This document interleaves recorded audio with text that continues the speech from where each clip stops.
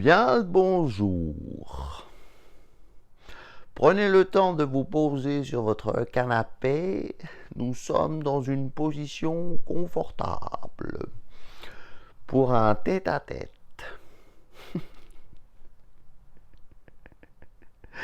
Et c'est vraiment cool en fait cette position. Hein, on se repose la nuque, on se pose tranquillement. Bon, j'espère que vous allez bien avec tout ce qui se passe. Donc je vais faire une vidéo longue. Je vais couper en deux de manière que ça fasse partie 1, partie 2. De manière à ce que ça soit pas trop dense. Et en plus, voilà, je vais rester vraiment sur Je vous ai posé des questions par rapport à des sujets que vous aurez peut-être envie d'aborder. Et bah aujourd'hui, en fait, on va essayer de les aborder ensemble dans ce tête-à-tête.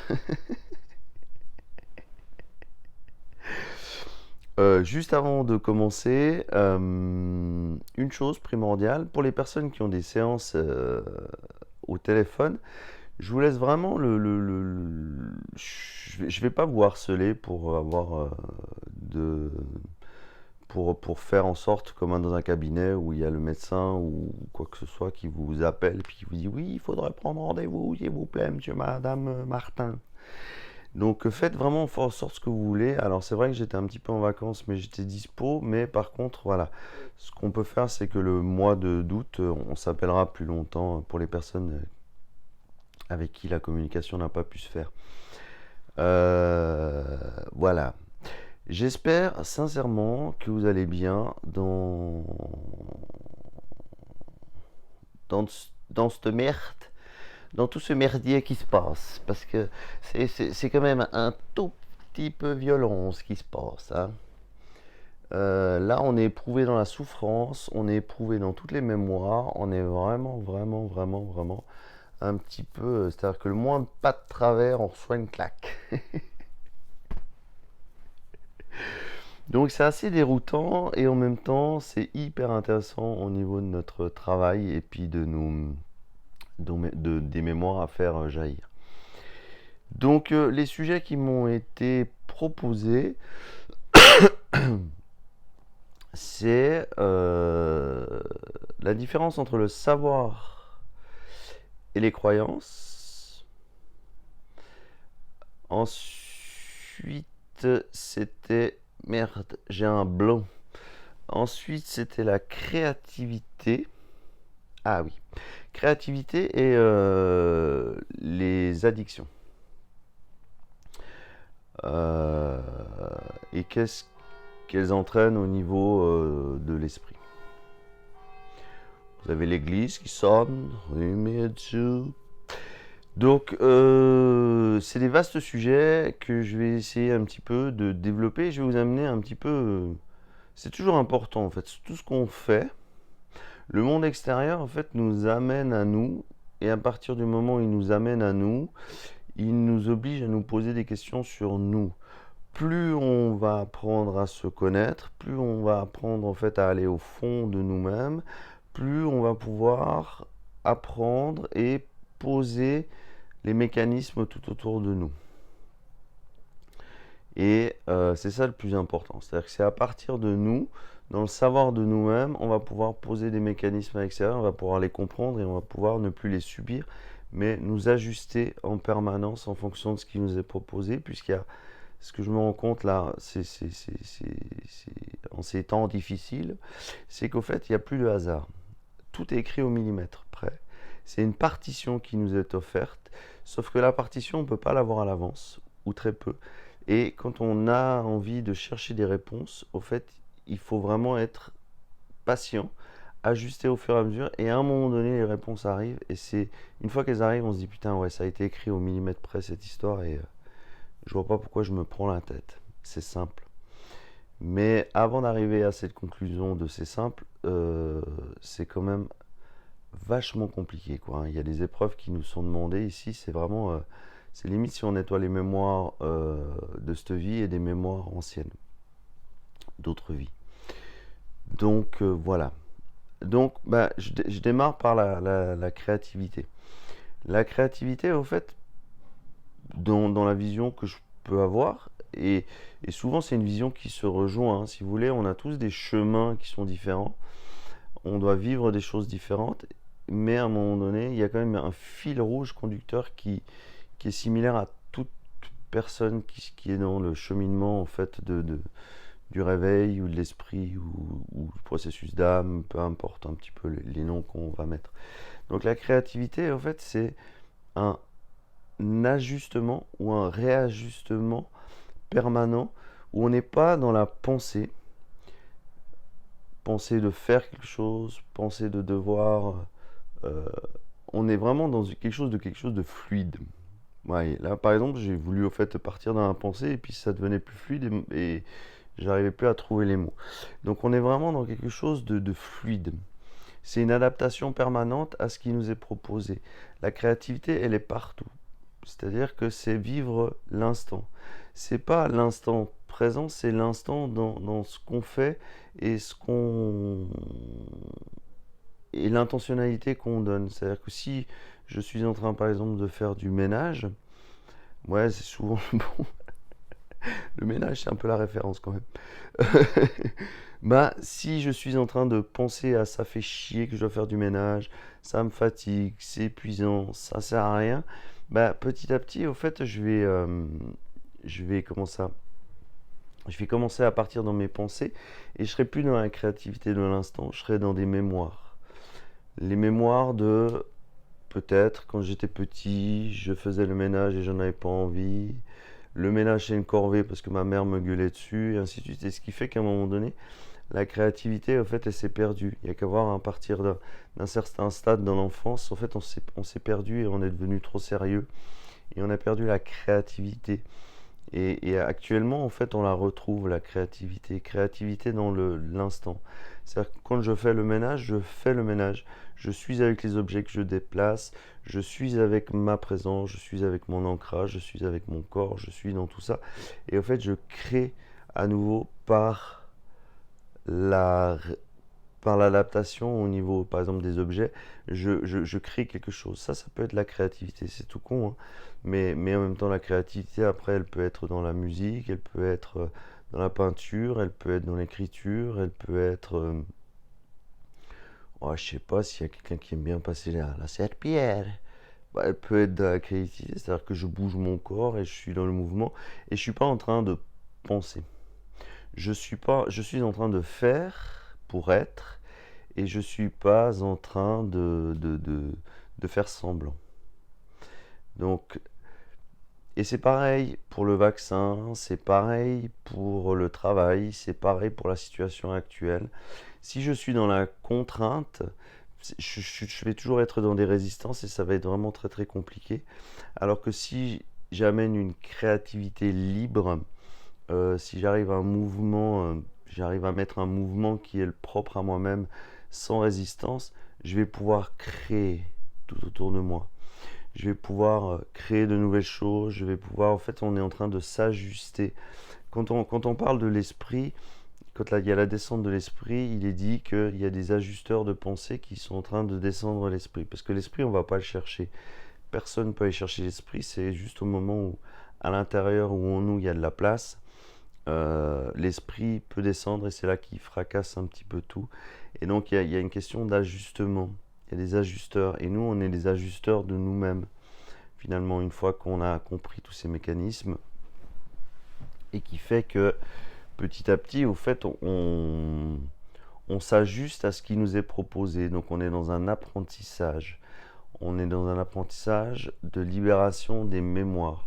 C'est-à-dire que c'est assez complexe à pouvoir vraiment il y a eu beaucoup de choses là pendant 3 semaines, pendant les vacances et de prise de conscience.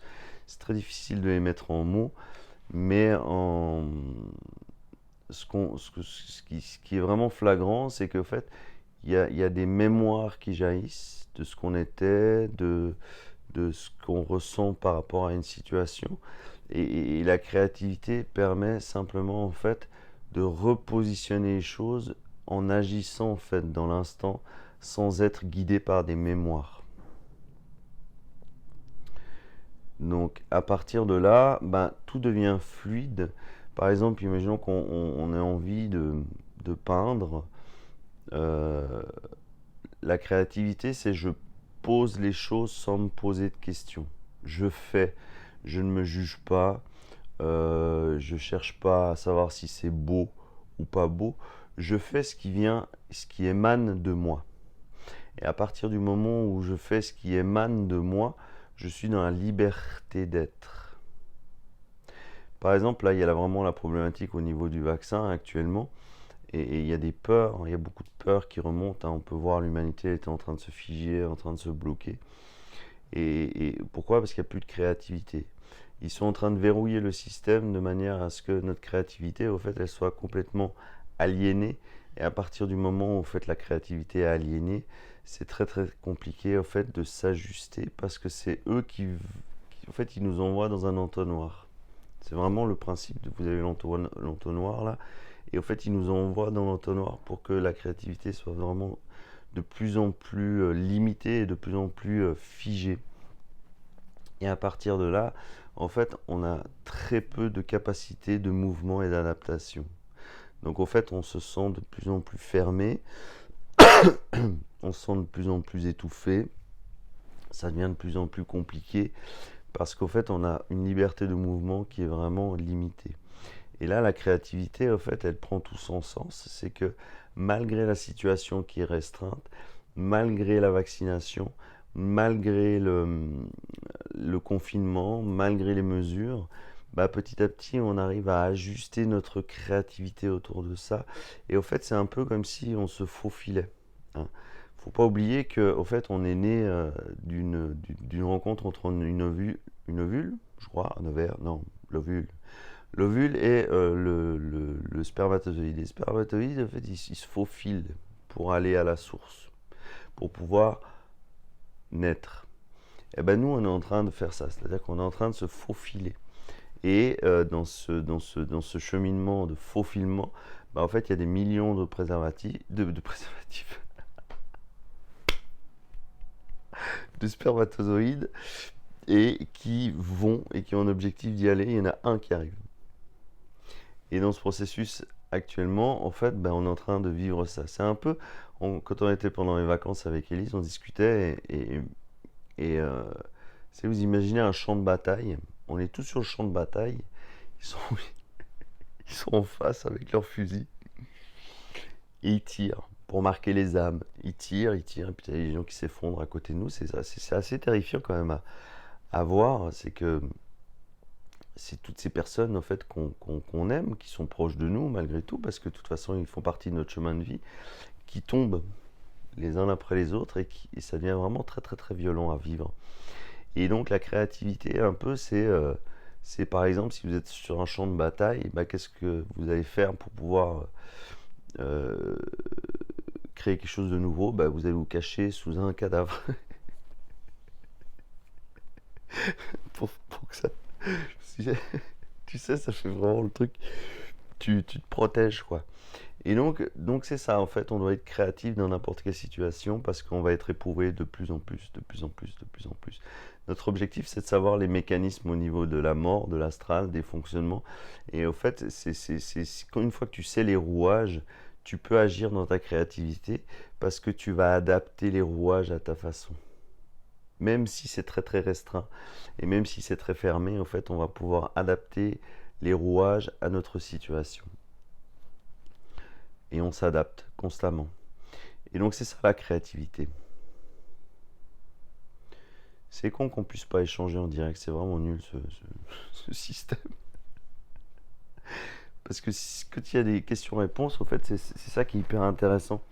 C'est qu'au fait, on peut rebondir à chaque fois, et c'est ça qui est important sur Internet ou dans les partages, c'est pouvoir partager, échanger, un parle, l'autre parle, et ainsi de suite. Et puis si on est dans l'écoute et si on est dans le respect, il faut savoir un petit peu où on va. La créativité, par exemple, c'est je vais pas aller dans des zones, par exemple, sur 20 minutes pour pouvoir convaincre des gens. Je vais juste poser des mots, je crée quelque chose et ensuite je m'en vais. Parce que si je reste après, il y a une vibration qui est basse et puis on va aller souvent dans des conflits parce qu'il y a des croyances et parce que c'est très compliqué à pouvoir échanger quand il y a des croyances, parce qu'il y a une séparation qui est gigantesque entre les gens. Alors que quand on est dans la créativité, on est dans l'apprentissage du savoir, parce que finalement, jusqu'à la fin, on va apprendre, et c'est pour ça que ça devient de plus en plus dur, parce qu'on est capable d'apprendre de plus en plus. Et ben, à un moment donné, eh ben, là, ça crée de la créativité. La créativité, c'est une vibration qui est constamment en mouvement, elle n'est pas figée, elle n'est pas,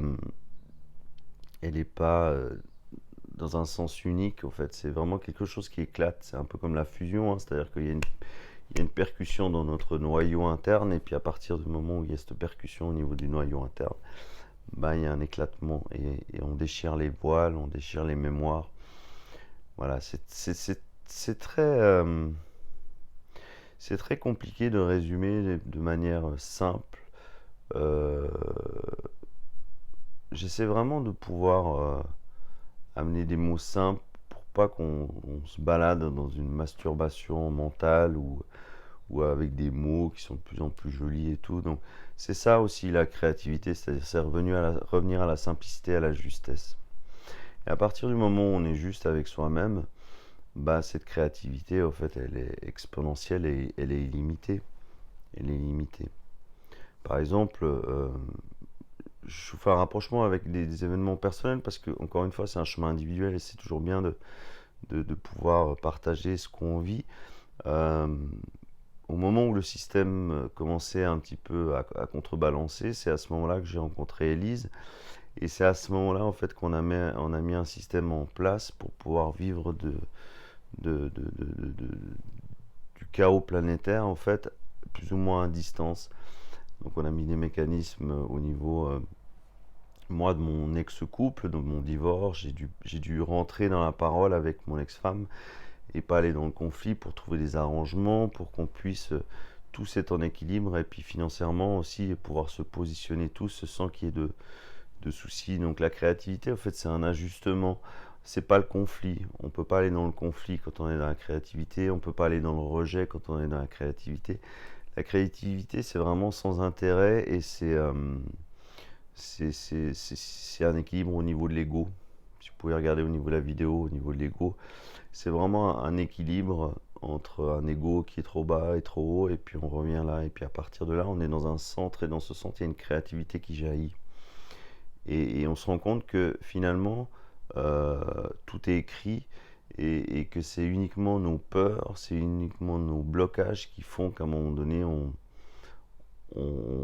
grince. Et à partir du moment où on grince, ben, le rouage il est plus fluide, il n'y a plus de créativité, et puis ça grince, et c'est fini un petit peu dans le processus, parce qu'on se fige. Voilà. Oh, l'église. C'est très complexe. Expliquer la créativité, si on devait résumer la créativité, c'est être totalement dans sa justesse intérieure. Et à partir du moment où on est totalement dans sa justesse intérieure, si on n'est pas dans un conflit, si on n'est pas dans le rejet, si on n'est pas dans le trop positivisme ou trop le négativisme, bah en fait on est dans une créativité de mouvement et d'adaptation, on s'ajuste à ce qui se passe. Je parlais très brièvement du vaccin, c'est pas quelque chose que je souhaite vraiment totalement aborder, parce que c'est quelque chose de très très personnel. Mais donc, il faut pouvoir étudier ce qui se passe dans les mécanismes de vaccination, l'ARN, la manipulation au niveau génétique. Quel est l'objectif de tout ça? En fait, c'est de créer des mécanismes de peur. C'est que, si vous regardez bien, ils vont dire oh, on va tous vous vacciner, mais ils sont même pas capables de vacciner 30% de la population. Alors imaginez 100% de la population, le bordel que ça va être. Mais eux, c'est pas leur intérêt. L'intérêt, c'est au fait de créer des mécanismes de peur. Et à partir du moment, en fait, où il y a des mécanismes de peur, les gens se figent dans l'âme, et c'est l'âme qui est prisonnière. Mais une fois que l'âme est complètement déchirée, il y a de la créativité, vaccin, pas vaccin. On n'est pas notre corps, on est juste dans un processus d'apprentissage. Et tout nous est amené pour qu'on puisse apprendre.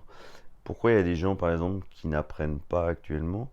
Parce qu'au fait, ils sont dans un mécanisme où c'est trop grossier ce qu'il leur est proposé, ils n'arrivent pas à conscientiser que c'est très fin ce qui se passe, c'est le millimètre près. Et donc, en fait, ils sont submergés par les émotions, et ils partent dans les peurs, les mémoires, tout ce qui est blocage, tout ce qui... Donc, en fait, il faut partir de ce principe que ce qui nous est amené, si c'est là, c'est qu'on est capable de l'apprendre. Et après, donc, on crée une créativité. Voilà, le sujet de la créativité. Je ne sais pas si ça a répondu. Après, sur la vidéo, par exemple, ou sur le post que je vais partager sur Patreon, n'hésitez pas à poser des questions et c'est là qu'on aura des échanges parce que là, je fais un petit peu un monologue face à vous sans que vous soyez vraiment là dans l'instant. Donc, c'est très compliqué. Les drogues. Tout est drogue. Le café, c'est de la drogue. Le McDo, c'est de la drogue. Le sucre, c'est de la drogue. Le cannabis, c'est de la drogue. La cocaïne, c'est de la drogue. Le tabac, c'est de la drogue. Tout est drogue sur la terre.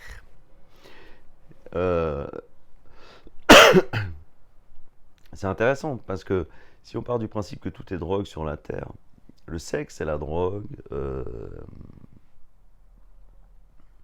Le sport, c'est de la drogue. Le travail, c'est de la drogue. Tout ça, c'est des addictions.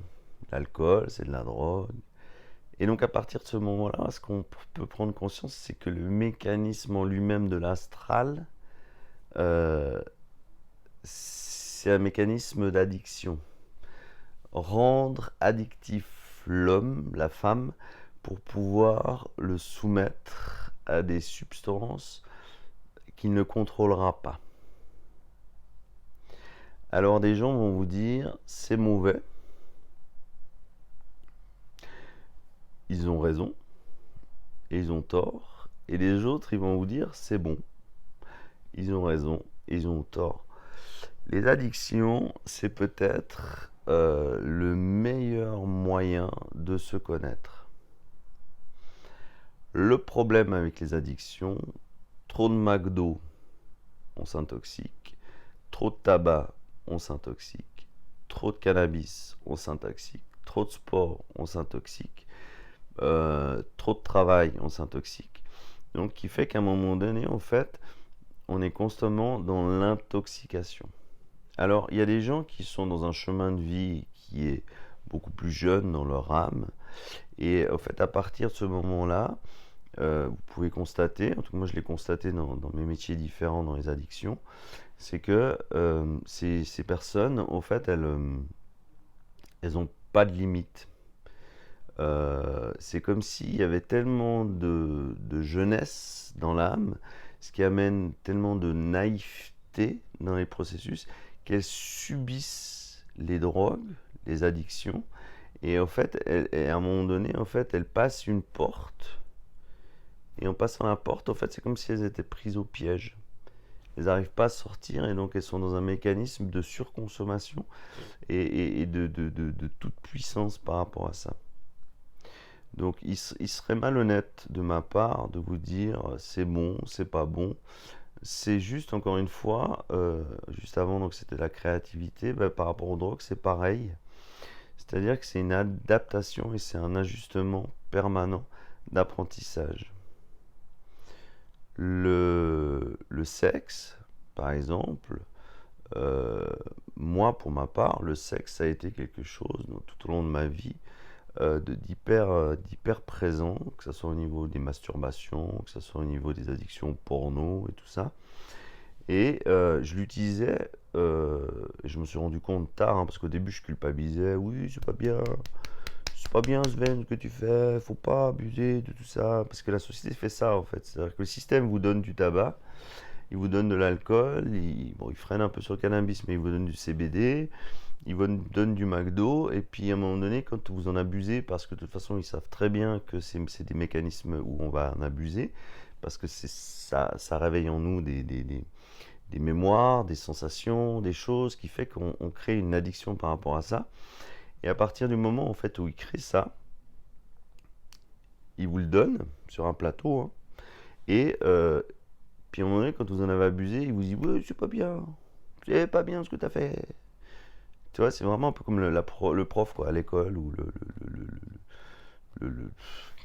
la culpabilité au fait à l'état extrême. Puis là, à ce moment-là, on est dans notre consommation parce qu'on nous l'a donné, hein, parce qu'on Je veux dire, le tabac, McDo, il faut pas non plus aller creuser une tombe pour trouver un trésor.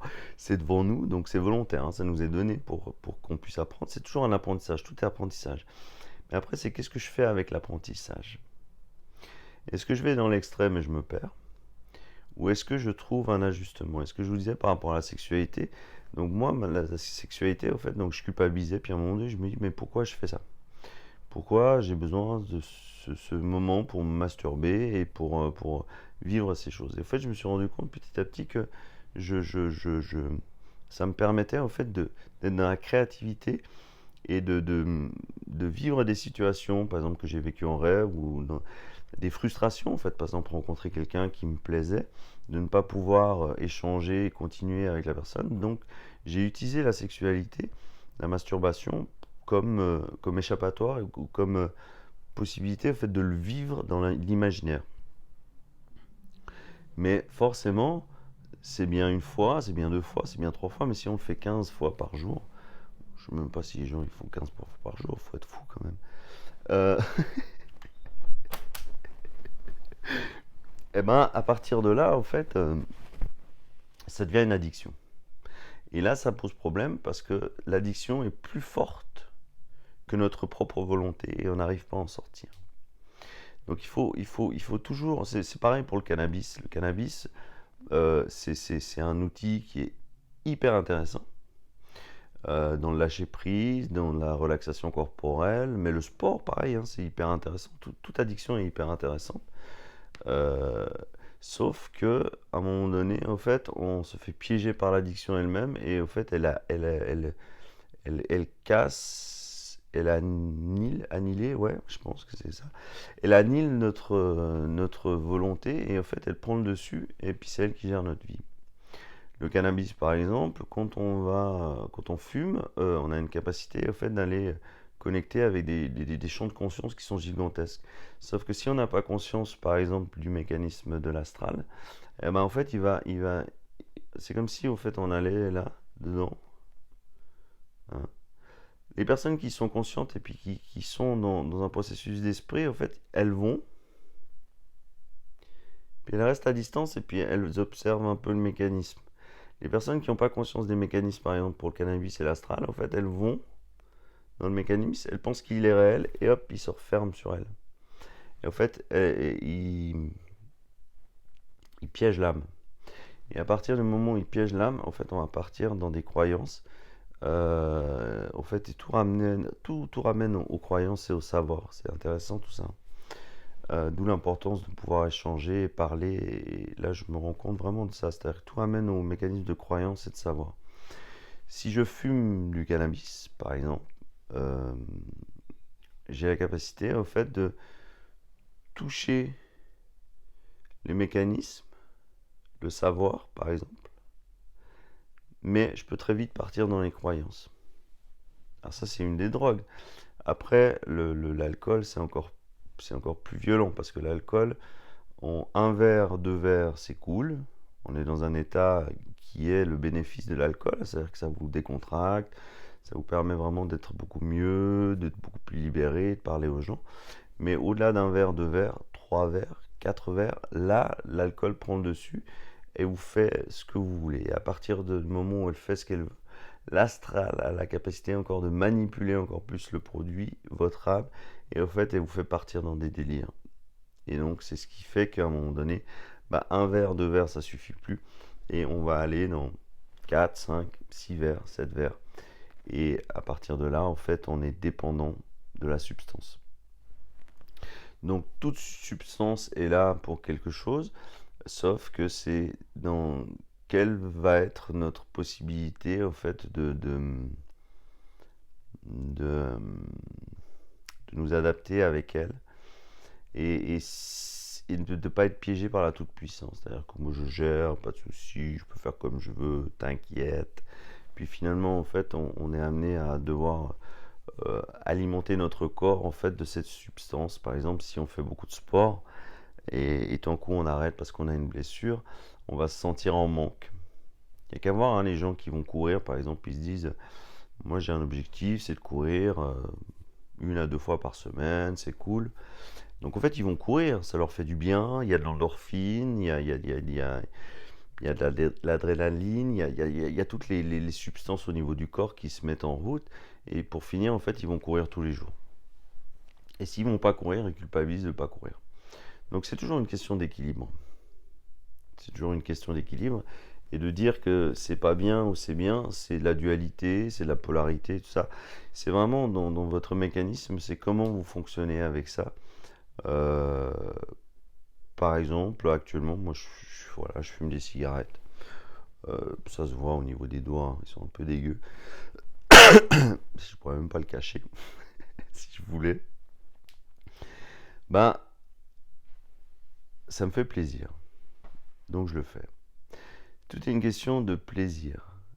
Mais si je le fais trop, ça m'emmène dans le déplaisir. Et à ce moment-là, ça va nous emmener dans des pensées. Et à partir du moment où en fait, ça nous amène dans des pensées, au fait, on va commencer à cogiter, on va commencer à culpabiliser, on va commencer à avoir des angoisses, de dire c'est bien, c'est pas bien, ce que je fais, tout ça. On va s'auto-juger, et finalement, en fait, c'est ça, l'âme, elle va être emprisonnée petit à petit dans tout ce mécanisme de pensée, et on va s'y perdre. Donc, il faut pouvoir toujours être à distance des choses et arrêter, en fait, de se juger, ou... oh Dieu, je suis un peu droit. De se juger constamment et puis se dire ouais t'es un moins que rien, pourquoi tu fais ça, t'as pas de volonté, t'as pas de capacité, tout ça c'est au fait c'est vos pensées qui font qu'à un moment donné elles tournent, et l'astral en fait c'est comme si il mettait un petit peu d'eau dans le moulin et puis au fait ça tourne de plus en plus vite. Puis à partir de là, en fait, on est pris au piège dans un système qui nous fige et puis qui est culpabilisant au possible. Et donc les drogues, c'est vraiment... Alors il y a des drogues qui sont beaucoup plus néfastes parce que, je veux dire, quand on parle du principe de le sport, ça reste naturel. Le tabac, malgré tout, ça reste quelque chose qui est naturel parce que ça fait des siècles que c'est utilisé dans des tribus et autres. C'est quand même un moyen qui est là depuis longtemps. Le cannabis, c'est naturel. Par contre, quand on part la cocaïne, c'est plus naturel du tout. C'est trafiqué. Le LSD, c'est trafiqué. Certaines boissons, la bière par exemple, c'est naturel. D'ailleurs, dans Walking Dead, ils font de la bière parce que c'est le moyen le plus nutritif qu'il peut y avoir. Mais la vodka, ça commence à devenir un peu moins naturel. Tout ce qui est modifié fait qu'à un moment donné, et quand on y touche, et si on y prend vraiment du plaisir, là, ça devient vraiment très dangereux. Parce qu'en fait, on est toujours à la limite entre j'y ai le droit, j'y ai pas le droit, je me fais manipuler par la substance ou pas. Donc l'addiction, c'est vraiment propre à chacun. C'est pareil, faire l'amour, c'est quelque chose d'extraordinaire. Mais si j'en suis à outrance constamment, et puis et je suis plus dans mon centre, je suis dans l'exagération. C'est toujours une question d'exagération. Une personne qui va dire, par exemple, ouais, la drogue c'est pas bon, McDo c'est pas bon, la viande c'est pas bon, tout ça, en fait, elle est dans le rejet. Donc, en fait, elle, elle, elle, elle, elle, elle dit que c'est pas bon. Le fait de ne pas y toucher pour son corps, ça lui fait du bien. Mais dans sa tête, en fait, elle est toujours en train d'être dans quelque chose d'assez, euh, j'ai envie de dire, dégueulasse, au fait, ou plein de colère ou de rejet. Et au fait, c'est dans ce principe que, attention, j'essaie de pas me perdre, c'est qu'en fait, elle croit se faire du bien dans son corps, mais sa tête, c'est tellement en train de penser et tout ça, et de cogiter, que finalement, en fait, elle se fait autant de mal que si elle s'était autorisée à manger de la viande, par exemple. Donc c'est toujours cet équilibre. Il faut toujours pouvoir quitter les croyances et pour pouvoir aller dans le savoir de qui on est, qui on a besoin dans l'instant. Et vous verrez que petit à petit, au niveau des addictions, ben on a des périodes au fait où on est addictif et des périodes où on n'est pas addictif. Des périodes où au fait, on a besoin que notre corps fasse des expériences et un apprentissage. Et il y a des périodes où on n'a pas besoin. C'est pas linéaire. C'est constamment en fait en fluctuation. Et il faut pouvoir aussi. Il y a des moments, par exemple, où on dit oui, le sucre c'est pas bon et tout ça. Oui, mais il y a des périodes où le corps il a besoin de sucre. C'est ce que j'avais mis dans une vidéo au niveau de l'alimentation. Donc les addictions, drogue, tout ça, tabac ou autre, c'est toujours, c'est comme l'alimentation.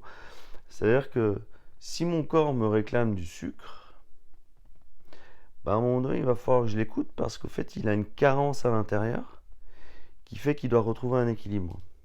Si je lui dis non, c'est pas bon, mais en fait, il va être frustré. Donc en fait, il va. Vous savez, quand on était petit, puis par exemple, on nous dit ouais, ben, on va aller partir en voyage ou on va aller dans un parc d'attractions ou aller à la piscine. Et puis on nous le dit 4 5 jours avant. En fait, on est toujours dans l'attente, on est un petit peu dans l'anticipation et tout ça. Et donc le corps avec le sucre, c'est pareil. C'est-à-dire que si j'enlève le sucre, par exemple, si je lui dis non, tu dois pas, tu dois pas, tu dois pas, tu dois pas, à un moment donné, c'est comme un petit enfant, en fait, il va devenir de plus en plus frustré, désagréable. Puis à un moment donné, il trouvera de toute façon une situation pour vous emmener dans la direction.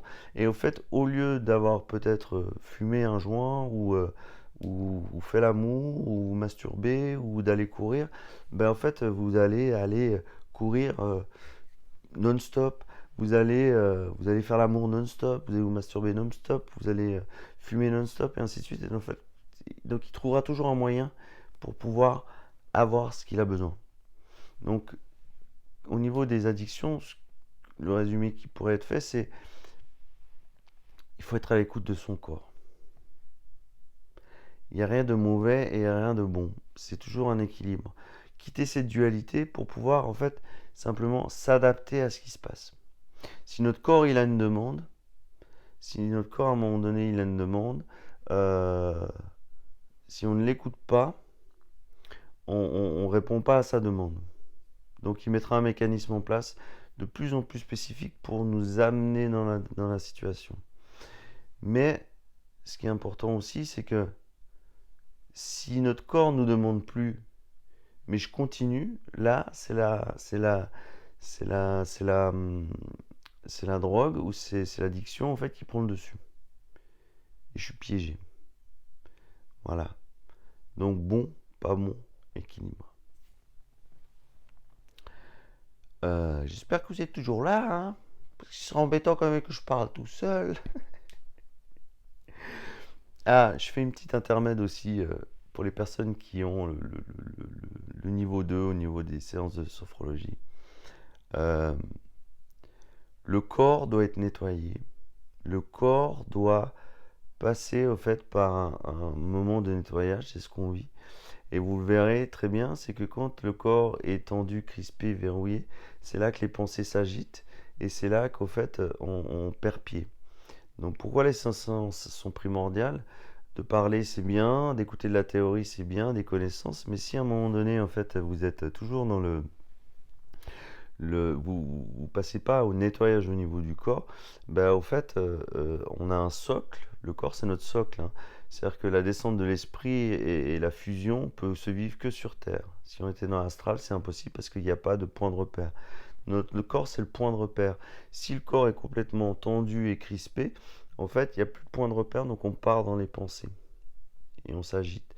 Donc c'est important de pouvoir nettoyer son corps et de pouvoir justement le rendre beaucoup plus libre et avoir plus de place pour qu'il y ait toujours cette descente au niveau de l'esprit et qu'on soit de plus en plus centré, de plus en plus détendu, en paix, dans le calme et ainsi de suite, ce qui fait que on a un ajustement qui se fait. Voilà. Je fais une pause.